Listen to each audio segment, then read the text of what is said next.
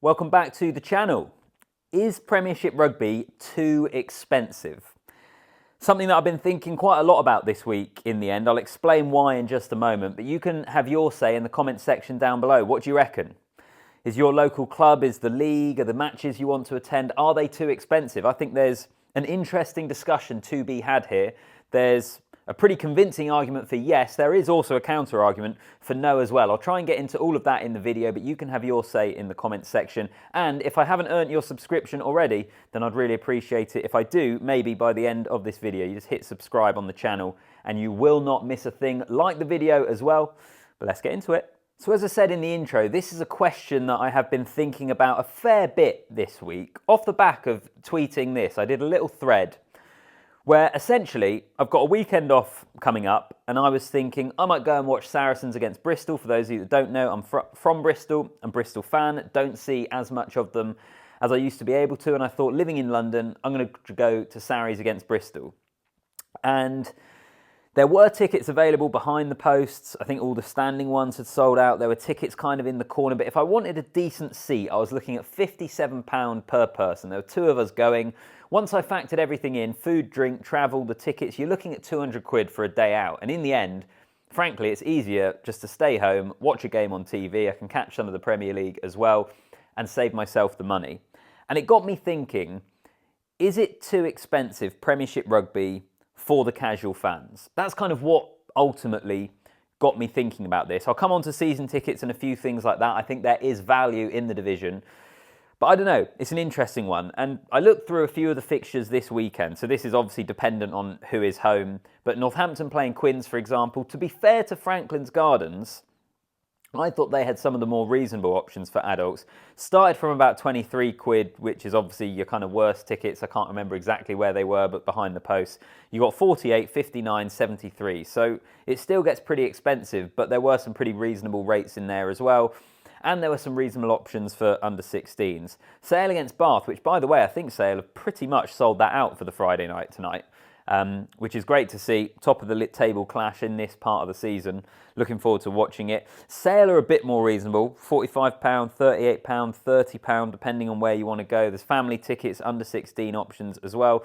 And then as I say, Saracens, there were kind of £30 options for behind the post, but the behind the post view, frankly, at Saracens is not great. If you wanted a decent seat, you were looking at kind of like 57, 70 quid, something like that. And then Newcastle, the most expensive ticket in Newcastle was £45. So I actually thought Sale and Newcastle were probably, in my view, the closest in terms of a price range that I think looks a little bit more reasonable. I'm aware that hasn't included Bath and Harlequins, which we will get onto. In fact, we'll get onto them now.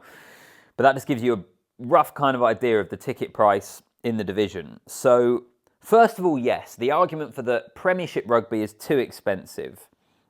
Well, first of all, times are tough for a lot of people. And I should also say as well, actually, that I said in the thread I did on Twitter, I'm in the really privileged position that I go to most games for free, including internationals, and I probably have got used to that, which means when it comes to buying a ticket, maybe I struggle to part with my cash a little bit more. I'm also completely aware that I think season tickets for a lot of clubs offer really, really good value. They also do half-season tickets and things like that.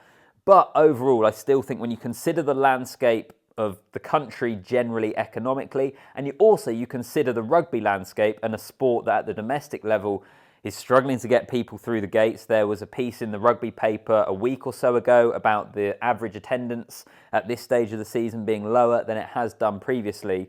But yes, tickets are more expensive. And I suppose the question is, if you make tickets cheaper, like let's say the best adult ticket is 40 quid. Let's say that's your platinum on the halfway line ticket, 40 quid. Are you going to get more people through the doors? And also, are you going to get more people spending money on merchandise and food and drink? Now, I would imagine that clubs have got the research behind them to suggest that that isn't the case, because otherwise they would be doing it. Maybe there is no guarantee that a cheaper ticket means people will spend more on food and drink, but it is something that came up in the thread, a lot of people responding to me.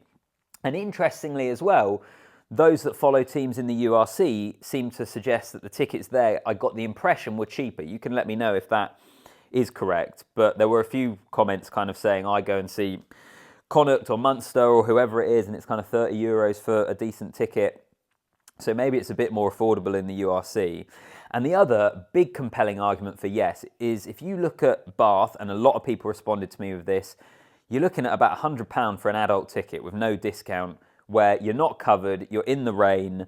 Quins is, I'm not sure it's quite as bad, but Harlequins is very expensive as well. There are a few clubs in the league, Bath and Harlequins in particular, their names kept coming up, where their tickets are sky high. You're looking at £80+, sometimes for not even the best seat in the house. So I think there's a pretty compelling argument for yes. Let me make the devil's advocate argument for no. And first of all, let's start on Bath and Harlequins, those two teams I mentioned there, because in their defence, I think if you went back over the seasons, they are two of the teams in the Premiership that despite their incredibly high price for tickets, they are often well over 90%, high 90% in terms of an average attendance over the season. And you kind of look at it and you say, well, do you know what? If they're selling them, maybe it does price some people out, but if they're still able to sell tickets at that price, clubs need as much money as possible, then fair play to them. So that's what I would say in defence of Harlequins and Bath in particular, even though I think those ticket prices seem a little ridiculous. If they sell them, supply and demand and all that, then I can see why they would. Maybe you disagree and you think that it should be more accessible, but if I was in charge of a club, if you're selling tickets at that price, I'll be honest, I would probably keep doing the same thing. The other thing actually, and I think one of the best arguments for why they're not too expensive is the clubs have all lost 3 home games. Wasps, Worcester, London Irish, all no longer part of the league. That is 3 home games that the rest of the teams no longer have. That's 3 lots of gate receipts of match day revenue that they don't have. So actually, do they need to try and squeeze as much money out of the remaining fixtures that they do? We know that finances aren't great, and on the back of that, maybe this is the reason the ticket prices to us all seem pretty high.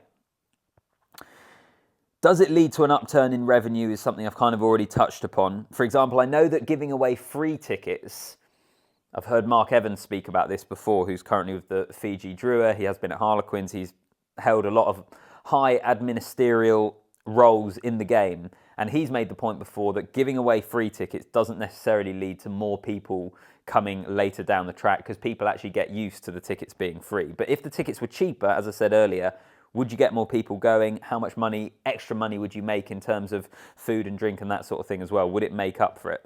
I think that's quite an interesting question. I wonder if they've got the research to back that up. As I've said already, season tickets I know do provide a lot better value. I think the people most affected here are the people that are the part-time punters, I suppose. People that want to go every other weekend, but they can't commit to going every single Saturday or going every single home game. They'll have stuff on. Maybe they play rugby still for their club team, so there's no point in them having a season ticket. Season tickets, I think, are good value. I think there are some good value in terms of under-16s and for the older audience, but I think for your average adult ticket on a match day, it's a little bit too expensive at the moment as well. And as many people pointed out, international matches, let's not even go there because they are ridiculously expensive. Again, what I would say in defence of Twickenham, for example, even though the ticket prices are ridiculous, one, they tend to sell them. I know there's a few games like the Fiji game as the World Cup warm-up, but on the whole, they're able to sell them. And from an English rugby point of view, Twickenham is quite literally what funds the game in the country. So if the RFU can milk as much money out of it as possible, then I don't have a huge issue with that. But I do think when I look at the prices in the Premiership at the moment, I think there are people being priced out. And with where the game is,